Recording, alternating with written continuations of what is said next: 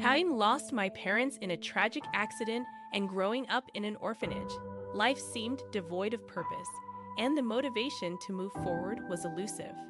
However, one day, an unexpected twist occurred when I received a letter supposedly from my deceased mother. Astonishingly, the return address indicated our old family home. The notion of this reality was almost too surreal to comprehend, but curiosity and a glimmer of hope prompted me to visit the address mentioned in the letter. As I approached our old home, memories flooded back, accompanied by an overwhelming sense of fear. Opting for caution, I decided to observe from the backyard first. Peering through, I identified a middle-aged couple residing there. Squinting for a closer look, I debated whether to retreat quietly if their faces remained unfamiliar. However, to my astonishment, I recognized them, my dad and mom. The unexpected turn of events left me dumbstruck. My name is Katie Anderson, and I had been placed in an orphanage at the age of 10, leaving 2 years ago. Now juggling several part-time jobs, I lived alone in a modest apartment in New York City. The tragic loss of my parents occurred during a holiday trip on the highway, involving a multi-car pileup that claimed their lives. Surviving the accident miraculously, I found myself in a hospital bed, desperately searching for my parents. It took days to comprehend the evasive responses from the nurses and the eventual revelation from my mother's sister that my parents didn't make it. With no family to take me in, I faced the reality of being placed in an orphanage after being discharged from the hospital. Numerous uncertainties filled my mind regarding the fate of the house I once called home and the future of my education. Despite these concerns, a subtle sense of relief emerged when contemplating the prospect of not assimilating into a stranger's family. Following my recovery from the injuries sustained in the accident, instead of returning to my own house, I found myself relocated to an orphanage. During my hospitalization, my mother's sister took charge of my parents' funeral and handled their belongings. She also arranged for my personal items to be sent to the facility. Although we had exchanged letters during my hospital stay, I couldn't shake the feeling of intrusion as strangers rifled through my house. However, being a 10-year-old, there was little I could do, and the unimaginable reality of not returning home began to settle in.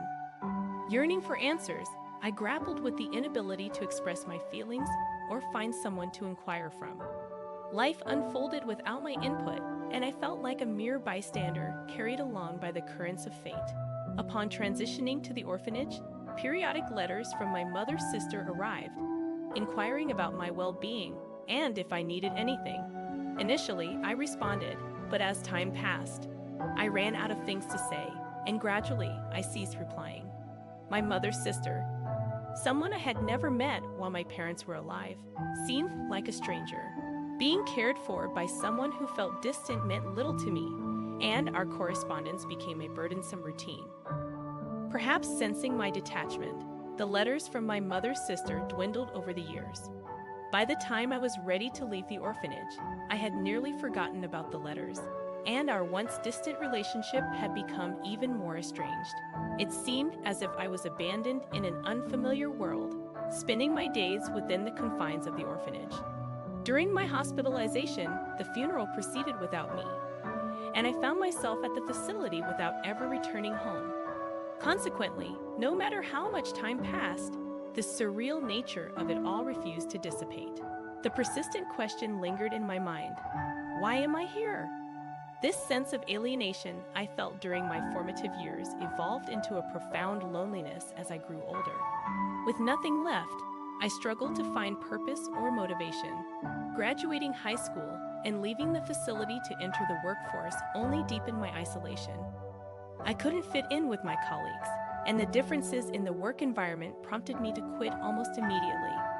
Subsequently, I hopped from one job to another, always feeling out of place, and none of the positions endured. The time it took to secure a new job increased, and my limited savings rapidly dwindled.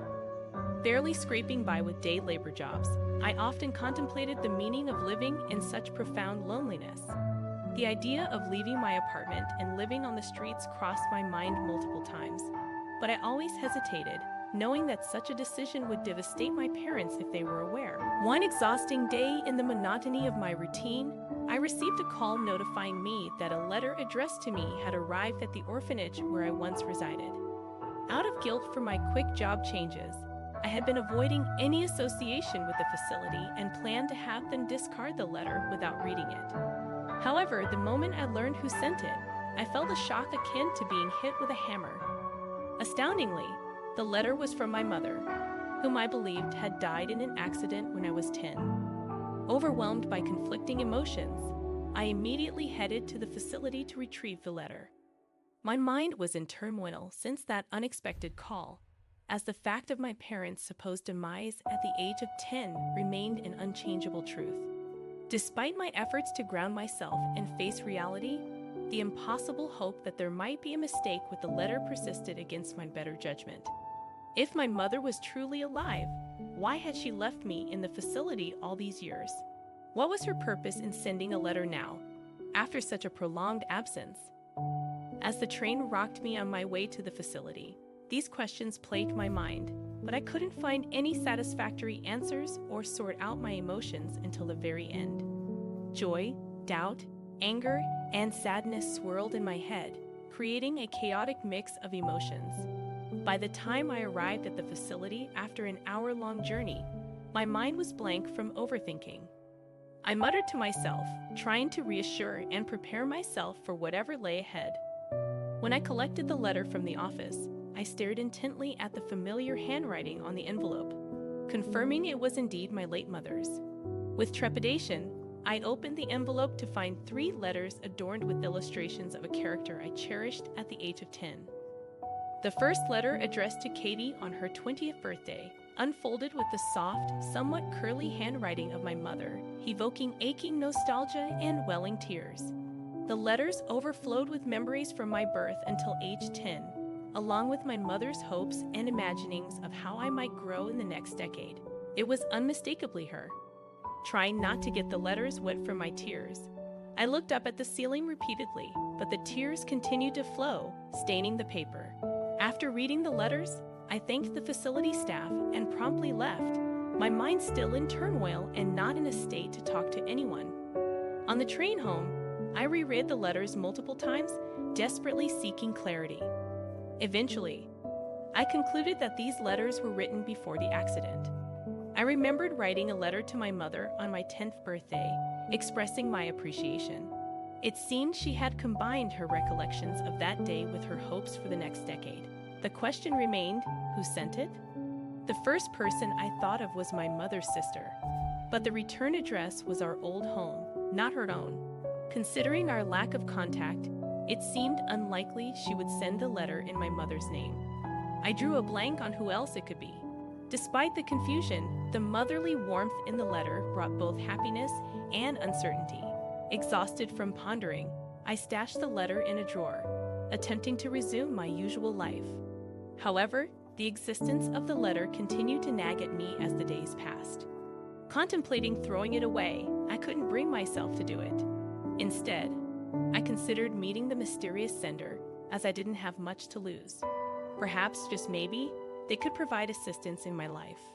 Unbeknownst to me, a hidden hope lingered that this letter might hold something to change my current circumstances. On a bus headed to a familiar address, I gazed absent-mindedly at a townscape that looked nothing like my memories.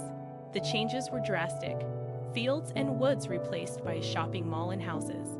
The station had a new bus loop and a chic cafe, making it an unfamiliar world.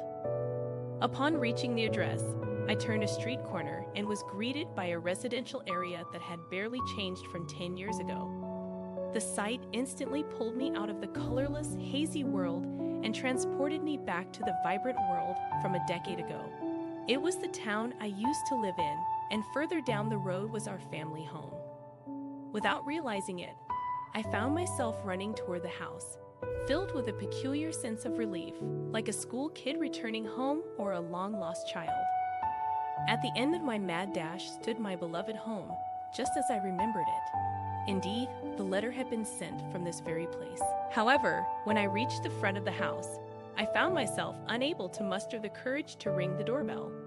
The fear of the unknown, not knowing what would happen next, held me back more than the desire to learn the truth. Contemplating my next move, I decided to discreetly scout out the backyard first.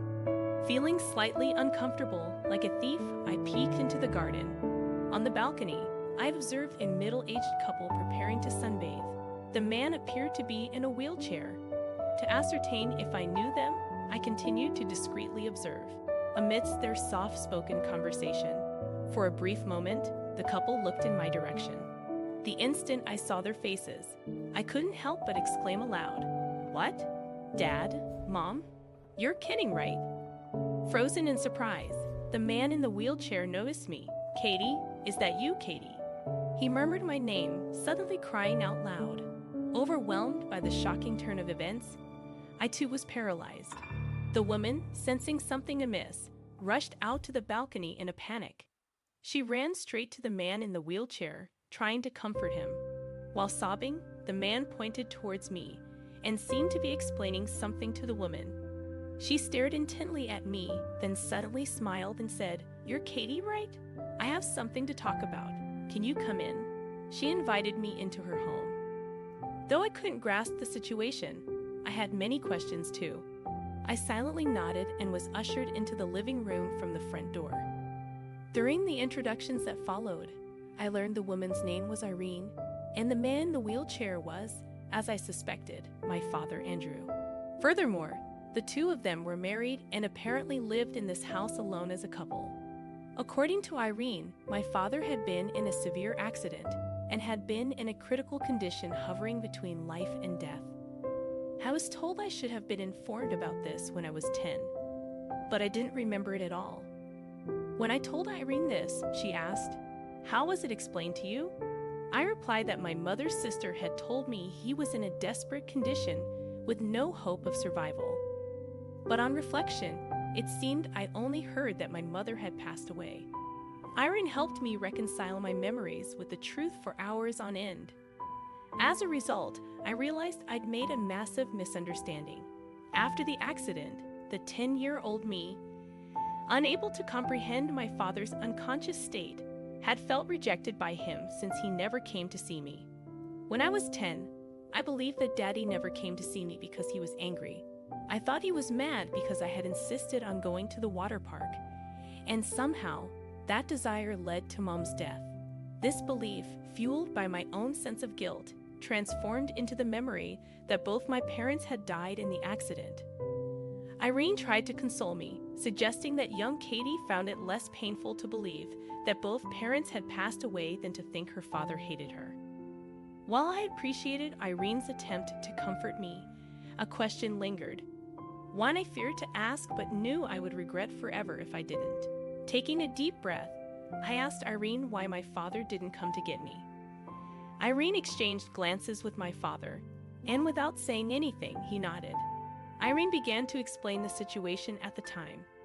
Andrew, my father, regained consciousness more than half a year after the accident, coinciding with the time I was discharged from the hospital.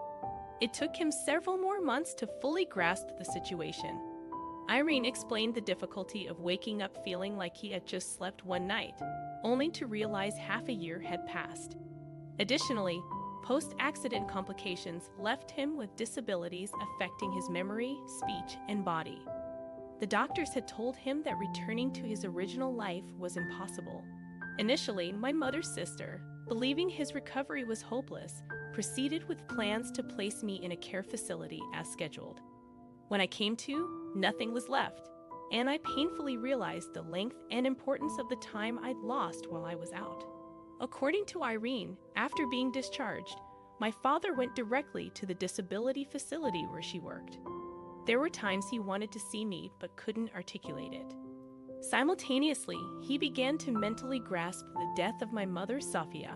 For a while, Andrew was deeply depressed and even had to be admitted to a psychiatric hospital. My father, having lost everything, had once sought meaning in life amidst despair, much like me. Irene's consistent support and understanding became apparent in the narrative. She faced his unstable emotional state with patience, using handmade cards and whiteboards to communicate with him. Irene even provided massages daily to prevent muscle stiffening and helped him practice conversing. My father, Andrew, once remarked to Irene, "I see traces of Sophia in you." I thought Sophia would be saddened by my pitiful state, which made me feel like I had to pull myself together. This sentiment was a testament to how important Irene had become to him. Hearing this story, I felt incredibly comforted, realizing my father hadn't disliked or forgotten about me. On the contrary, he cared about me so much that it drove him to mental illness. Even after returning from the psychiatric facility, my father's emotional state remained unstable. Irene recounted his refusal of rehabilitation, difficulties in eating, inability to convey his needs, and behavioral issues. Irene's unwavering support stood out, with her finding ways to communicate and care for him through the challenges. It was clear that Irene had played a crucial role in my father's recovery. The turning point came when my father, diligently attending rehab every day, stopped lashing out at the staff entirely. Initially, he wouldn't even try to get out of bed, but eventually, he voluntarily participated in exercises, and his condition improved significantly. Doctors were amazed at his remarkable recovery, and my father expressed pride in his progress. According to Irene, my father's transformation was a miracle, and it paved the way for him to leave the disability facility. Even though he faced difficulties, he was now able to lead a normal life. After hearing about his struggles, I didn't feel resentment. In fact, I was genuinely happy to know that he had always been thinking about me. Realizing that we both had moments of utter despair at the same time made me chuckle, and I thought, like father, like daughter. After sharing this realization with Irene and my father, they both laughed and shed tears. It was the warmest tears I had ever seen. Glancing out the window, I saw the sunset shining on the balcony. Mentioning that I was about to leave, my father intervened with a panicked voice, expressing how he didn't want to let me go again. We finally met, and I don't want to let you go, Katie. I know I may not have the right to ask this now, but I want us to be a family again. Please stay. As he spoke, tears different from earlier streamed down his face. Touched by his sincerity, I felt a mysterious warmth, as if the cold loneliness in my heart was slowly melting away.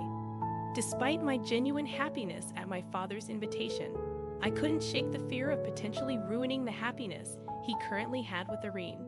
I stood there frozen, torn between wanting to decline the offer and the desire to continue living with my father. In that moment, Irene intervened with a sudden question. "Hey, Katie, do you think you'd reject me if I was your mom?" Startled by the unexpected question, I stared deep into Irene's eyes. She smiled tenderly, as if she could see straight into my conflicted heart.